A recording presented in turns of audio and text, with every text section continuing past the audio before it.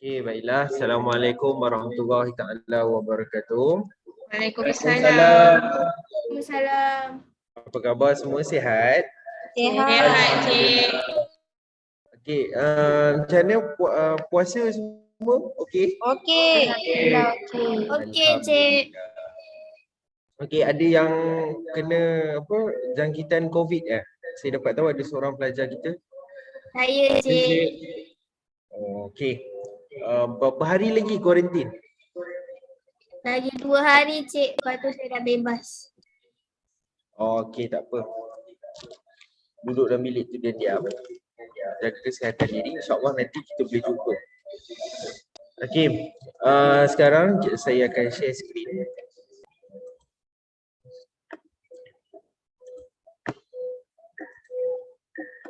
Okey, semua boleh nampak skrin saya? Nampak. Okey, pertama sekali bismillahirrahmanirrahim. Nama diberi, nama saya Akmal Ikhwan bin Ahmad. Okey, hari ini kita akan bidang kita adalah HT012 -3 titik bertindih 2012. Okey, di mana tajuk kita dalam C01 Hygiene, Kitchen Safety and Food Handling. Okey. Jadi saya nak tanya daripada kod bidang ni yang nombor 3 tu apa maksud dia? Level 3. Tahap 3. Okey, pandai. Maksud semua faham maksud. Semua boleh baca kod bidang tersebut. Okey. Dan hari ni tarikh kita adalah pada 11 April. Okey, 11 April. Okey, sebelum tu boleh saya semak kehadiran? Boleh saya panggil seorang demi seorang? Boleh, Cik. Boleh, Cik. Siti Nurfahana binti Abdul Aziz ada? Saya. Okey, Muhammad Zulkifli bin Muhammad Razali ada? Cik. Okey, Amirul Tuhab bin Muhammad Tuha, Amirul Haikal bin Muhammad Tuha, maafkan saya. Ya. Seterusnya Muhammad Syahrul Hafizan bin Osman. Ya, saya cik. Seterusnya Nur Azwani binti Nur Azmi. Ya, saya, Cik. Nur Atiyah Hazli binti Zulkifli. Saya, Cik. Dan yang terakhir Emilia Fahanum binti Muhammad Rushdi. Saya, Cik. Okey, alhamdulillah semua ada bermaksud kehadiran penuhlah 7/7. Okey, sebelum saya pergi lebih jauh, saya harap semua dapat berikan fokus, okey, on camera, jangan main-main, okey. Kalau ada rakan sebelah ke apa, janganlah bersembang, kita fokus, okey. Kalau ada makanan, kita puasa, okey. Okey, sebelum tu, sebelum saya pergi kepada tajuk kita pada hari ini, saya nak tanya, siapa yang tahu tentang pencemaran makanan? Siapa tahu? Tahu. Tak tahu, Cik. Tak tahu. Okey, tak tahu tak apa. Lepas ni kita akan pergi dengan lebih terperinci apa yang dimaksudkan dengan pencemaran makanan. Okey. Pertama sekali, tajuk kita pada hari ini adalah kebersihan dan keselamatan dalam pengendalian makanan. Itu sebab tadi saya tanya kenapa, siapa pernah tahu pencemaran makanan. Maksud dia hari ini kita akan belajar kebersihan dan keselamatan dalam pengendalian makanan. Tujuan kita pada hari ini adalah terangkan teori asas pencemaran makanan dan juga jelaskan pengenalan kepada kesedaran keselamatan. Okey, kita ada dua tujuan pada hari ini dan saya harap semua dapat berikan fokus apa yang saya nak jelaskan, apa yang saya nak terangkan tentang kebersihan dan keselamatan dalam pengendalian makanan. Okey. Yang pertama adalah daripada segi maksud keselamatan. Keselamatan bermaksud makanan tu bersih. Bersih daripada apa? Bersih daripada kuman dan juga racun ataupun toksik yang berbahaya. Okey? Dan juga bersih daripada najis serta bahan buangan yang lain. Maksud dia bersih daripada najis ni, najis seperti kalau bahan mentah seperti insang ikan, tai ikan, okey. Kalau dalam ayam kita ada tai-tai ayam tu kita bersihkan. Kita tak masuk dalam masakan. Kuman pula kita seperti biasa yang kita tahu kita ada pelbagai jenis kuman tapi yang selalunya ada adalah seperti bakteria, virus dan sebagainya. Okey. Kita pergi pula kepada tujuan yang pertama tadi, iaitu teori asas pencemaran makanan. Okey. Macam mana boleh berlakunya pencemaran makanan ni? Pencemaran makanan ni berlaku apabila terdapatnya bahan-bahan yang tidak sepatutnya berada di dalam makanan tersebut. Okey. Maksud dia di sini bahan-bahan yang tak sepatutnya, maksudnya bahan yang seperti bahan kimia bahan kimia ataupun kuman-kuman yang ada pada diri kita yang kita tak nampak dengan mata kasar. Okey. Dan juga pencemaran makanan ini terbahagi kepada dua. Okey, iaitu seperti mana yang kita tahu, seperti lazim dia pencemaran makanan selalu berlaku daripada mikroorganisma seperti yang saya cakapkan tadi, bakteria, virus dan sebagainya, ataupun bahan asing. Apa dia bahan asing ni? Bahan asing ni seperti bahan-bahan kimia, sabun pencuci lantai, sabun pencuci pinggan, habuk rokok, kepingan cat-cat di dinding, dan juga serpihan bahan pembungkusan, okey, bahan packaging seperti plastik makanan dan sebagainya. Seterusnya kita pergi kepada jenis-jenis mikroorganisma. Okey. Mikroorganisma yang pertama adalah bakteria. Okey, kalau kita tengok dekat situ ada dia punya bahagian-bahagian dia lah. Okey. Yang ni saya tak pergi kepada lebih terperinci, tapi kita boleh tengoklah macam mana keadaan bentuk bakteria, macam mana keadaan bentuk kulat, okey.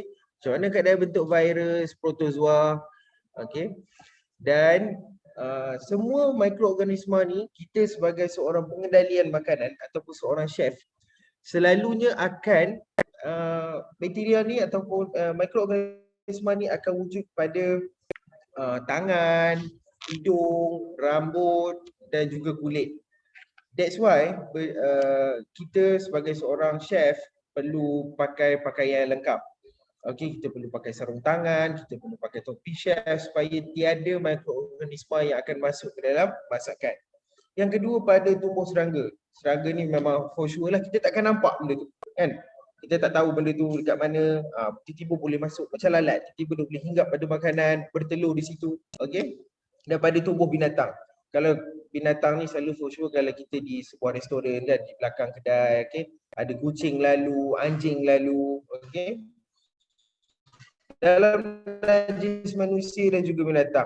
Ini dalam najis manusia dan juga binatang pun ada mikroorganisma yang boleh merebak kepada makanan. Dan yang terakhir yang paling semua orang tahu, pada makanan ataupun pada bahan mentah. Okey, bahan yang belum dimasak for sure selalunya akan penuh dengan mikroorganisma. Dan yang seterusnya kita pergi pula kepada haiwan perosak. Okey, bila hadirnya haiwan perosak ini dia adalah pembawa patogen makanan tercemar. Patogen ni apa? Dia macam penyebab. Okey, haiwan perosak ni adalah penyebab makanan itu tercemar.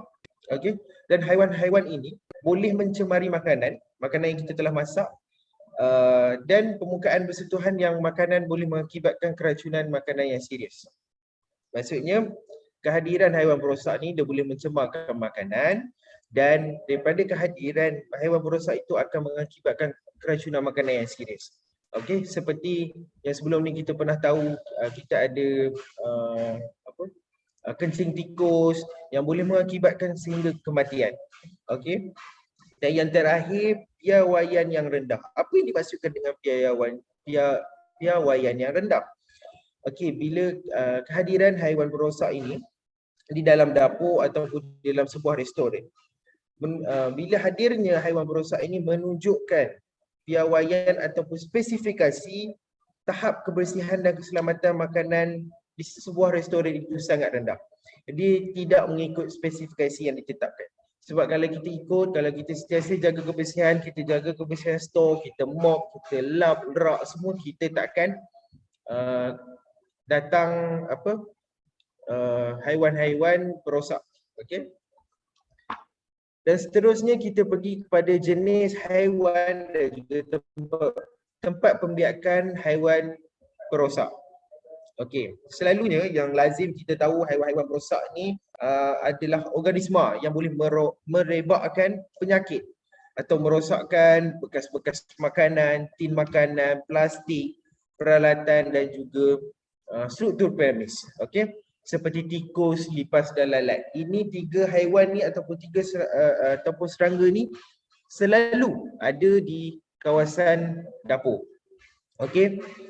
Haiwan ini juga selalu berada di beberapa tempat ataupun tempat pembiakan seperti saluran lubang sinki. Sinki tempat kita masak tu, barangan peralatan seperti peralatan yang lama tidak digunakan, yang bila kita dah lama tak gunakan seperti chefing dish ke dan sebagainya, jadi dia berkarat dan dia tak elok. Jadi ada serangga-serangga yang boleh datang dan hinggap di situ. Okey, yang paling penting, yang paling selalu tempat boleh membiak adalah tong sampah. Okey, tong sampah kebiasaannya memang akan banyak tikus, lipas dan lalat akan hinggap, akan datang. Okey, sebab ada pelbagai jenis kotoran di situ. Okey. Dan yang paling tempat favorite lah orang cakap kan, tempat favorite tikus, lipas dan lalat adalah kawasan penyediaan dan penyimpanan makanan tu. Maksud tempat workstation kita. Sebagai seorang chef, workstation tu sangat penting untuk kita menjaga kebersihan. Kalau kita sendiri tak menjaga kebersihan tempat workstation kita, memang akan kotor lah, memang akan lipas boleh lalu dan sebagainya. Okey. Dan seterusnya kita pergi pula kepada klasifikasi bahan kimia. Okey, saya nampak macam ada yang dah gelisah, terpisah dekat situ. Ada yang dah main betul-betul ke pinggang. Okey, boleh tak saya nak minta seorang untuk baca? Boleh, Cik. Boleh cik, Okey. nak baca. Adalah pencemaran biologi. Penyumbang utama penyakit bawaan makanan merujuk kepada bahan industri dapat di setiap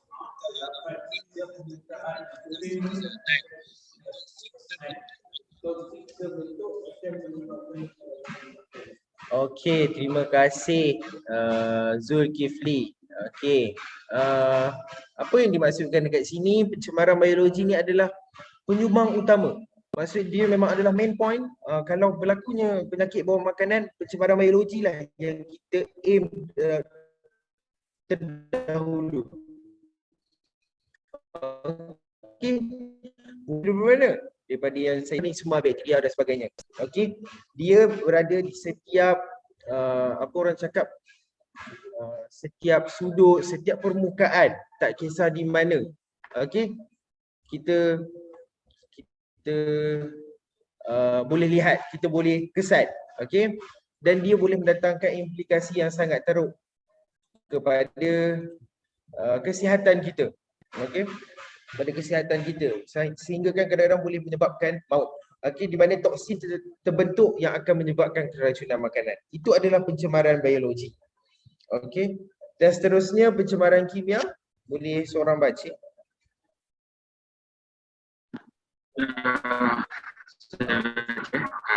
Pencemaran kimia.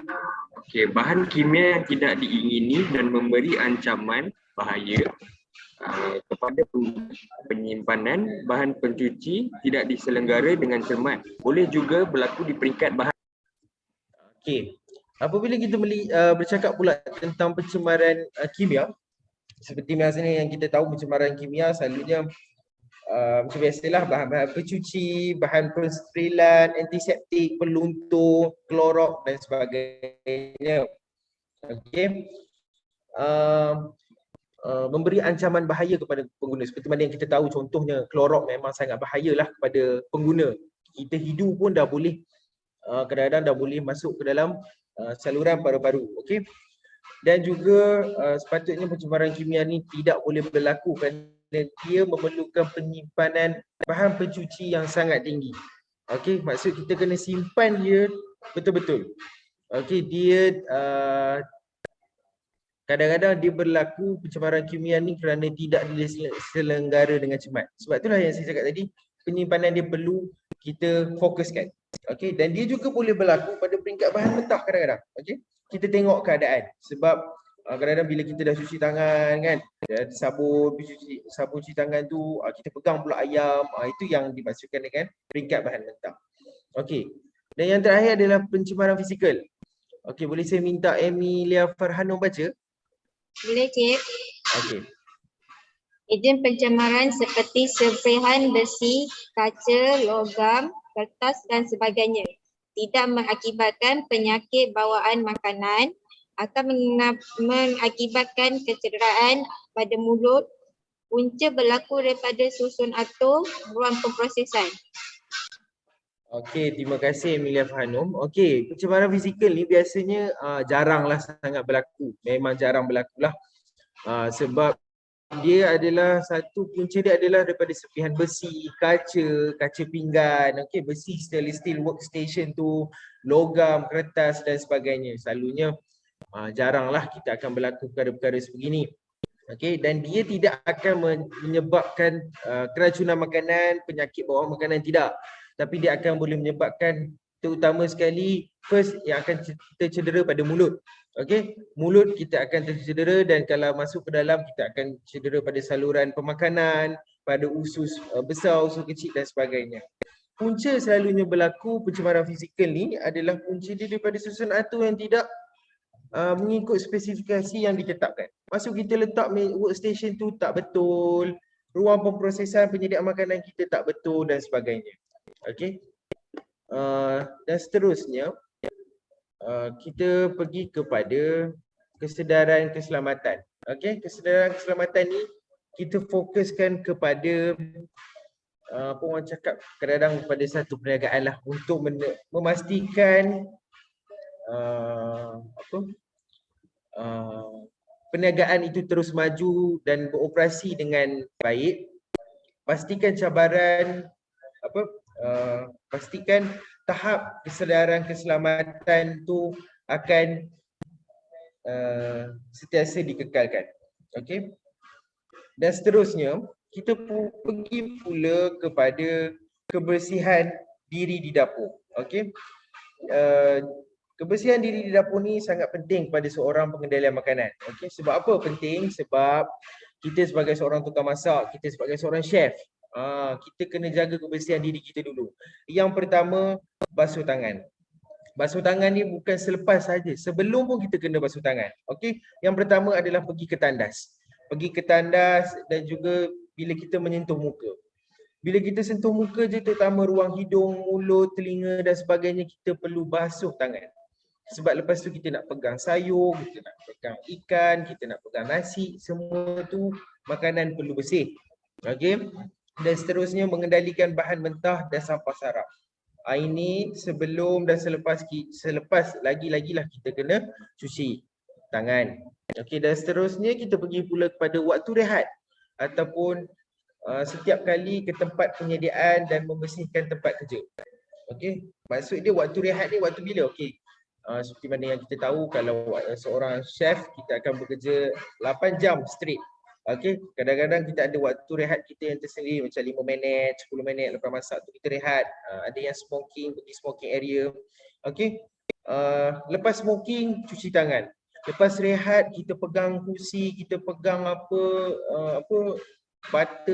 duduk dekat mana-mana ke, kita perlu cuci tangan. Sebab lepas tu kita nak menyediakan hidangan kepada pelanggan. Kita perlu bersih. Okey. Kita tak boleh terus masuk-masuk terus masak dengan tangan bau rokok, dengan kadang-kadang lepas makan mulut tak cuci, tak boleh. Seorang pengendali makanan, kebersihan diri adalah amat penting. Okey. Dan juga the most important thing, yang paling penting adalah kuku. Kuku mestilah pendek dan juga bersih. Tidak boleh kuku yang panjang kerana kuman-kuman akan masuk di dalam kuku tersebut. Okey, selalu kuman yang ada di dalam kuku seperti E. coli ataupun S. aureus, okey, di mana kuman itu akan berada di dalam kuku sekira kuku kita panjang. Okey. Yang seterusnya kita pergi kepada peralatan dan perkakas yang digunakan. Okey, peralatan dan perkakas yang digunakan ni selalunya kalau di dapur stainless steel bowl, okey, insert, pisau, chopping board dan sebagainya. Okey, yang pertama selepas kita dah guna, tak kisahlah siapa pun guna, tak kisah kita ada steward ke, kita tak ada steward, kita ada komis ke apa, kita kena cuci. Lepas pakai, terus cuci. Tolong tanam dalam diri, lepas pakai terus cuci dengan keadaan yang segera dan simpan dengan keadaan yang bersih. Dekat mana awak ambil, dekat situ kita simpan balik. Supaya orang lepas ni senang nak pakai, senang nak gunakan. Okey, dan jangan biarkan selama semalaman. Kalau kita rendam benda tu, contoh macam kita basuh periuk nasi, jangan rendam selama semalaman. Okey, dan yang ketiga, papan pemotong juga perlu, papan potong dan pisau juga perlu disanitasi setiap masa. Setiap selepas digunakan. Okey. Maksud dia kita sanitize tu kita cuci dengan air sabun, air panas yang bersabun. Okey. Supaya dia hilang bau, bau ayam ke, bau ikan ke, dia hilang daripada segala kotoran, kuman-kuman yang terlekat di situ. Okey. Itu yang paling penting. Okey. Seterusnya kita pergi pada poin yang terakhir, menghidangkan dan mempamerkan makanan. Okey.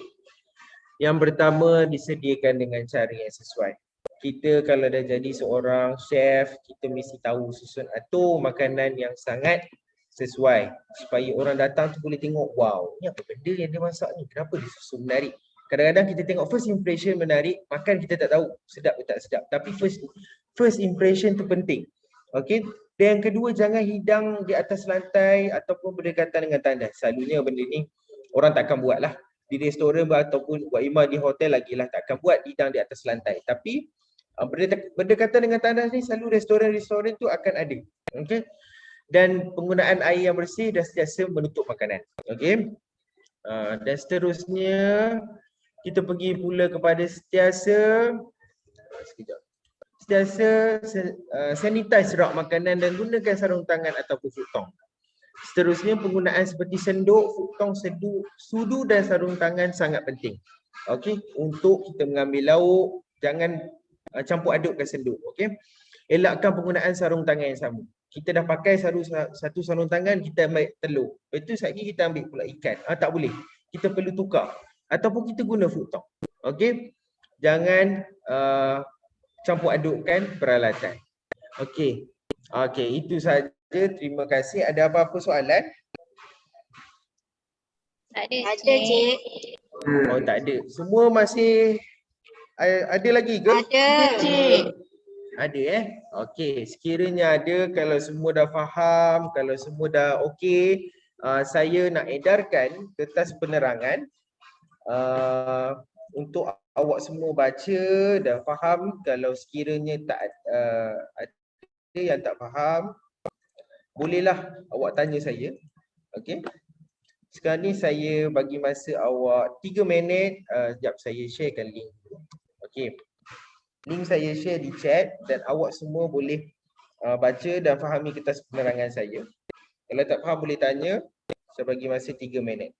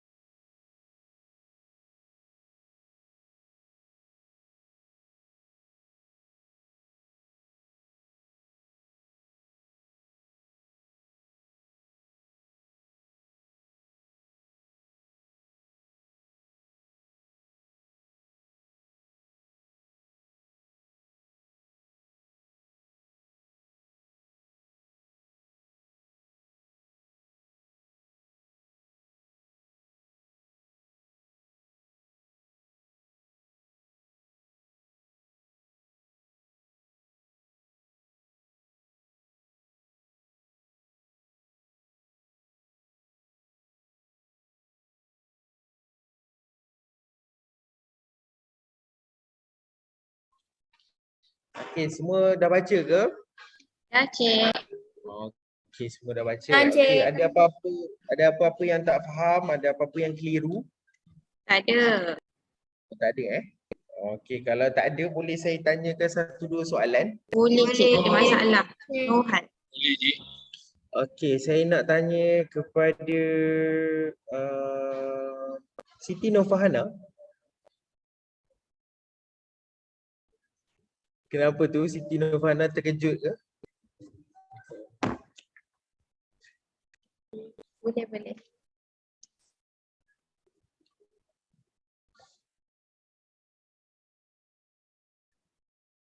Cik nak tanya apa tak? Soalan dia, boleh Siti Nurfahana jelaskan ataupun nyatakan dua jenis mikroorganisma yang selalu ada pada makanan? Dua je saya nak.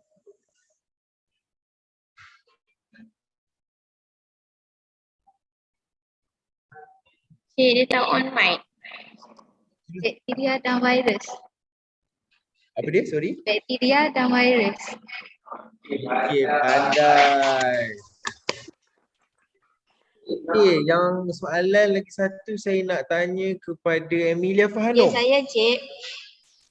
Okey, tadi saya ada cakap tentang kebersihan diri, saya ada cakap tong sampah semua kan. Tapi yang paling penting kita perlu jaga kuku. Ya, Okey. Cik. Sekiranya seorang chef kuku panjang, kuman apa yang selalu ada pada kuku yang panjang dan kotor? E. coli.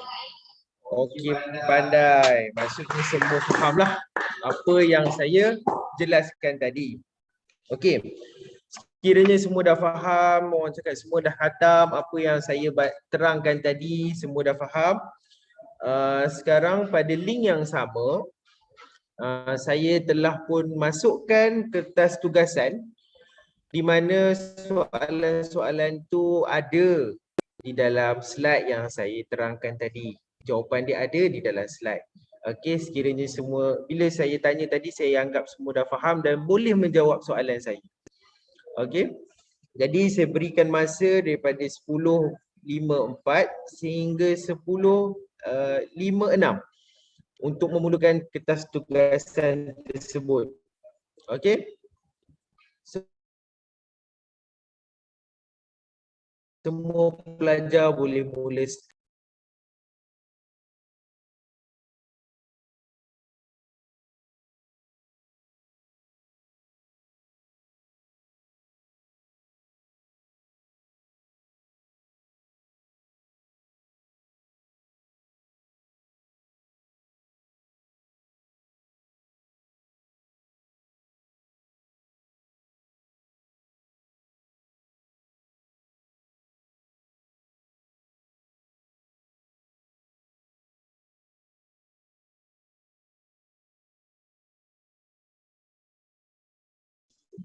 Okey, semua dah jawab dah kertas tugasan. Dah, Cik. Soalan senang. Senang saja. Okey, sekarang ni saya nak berikan secara ringkas lah apa yang kita dah belajar hari ni. Apa yang kita dah belajar hari ni adalah more to pencemaran makanan. Bila awak semua dah nak jadi seorang chef, nak jadi seorang tukang masak, the most important thing, kebersihan dan keselamatan di dalam dapur adalah sangat penting. Terutama kebersihan ni. Okay? Pada minggu hadapan kita akan sambung prosedur kebersihan dan keselamatan dalam makanan. Kita fokus prosedur, langkah-langkah dia pula. Okay? Saya rasa cukup sampai di sini saja pertemuan kita untuk minggu ni. Kalau ada umur yang panjang kita jumpa minggu depan. Azwani kita boleh bersemuka. Okey. InsyaAllah semua diberikan kesihatan dan saya akhiri ucapan saya dengan wa taufiq wa hidayah. Wassalamualaikum warahmatullahi taala wabarakatuh. Terima kasih, Cik. Terima kasih, Cik.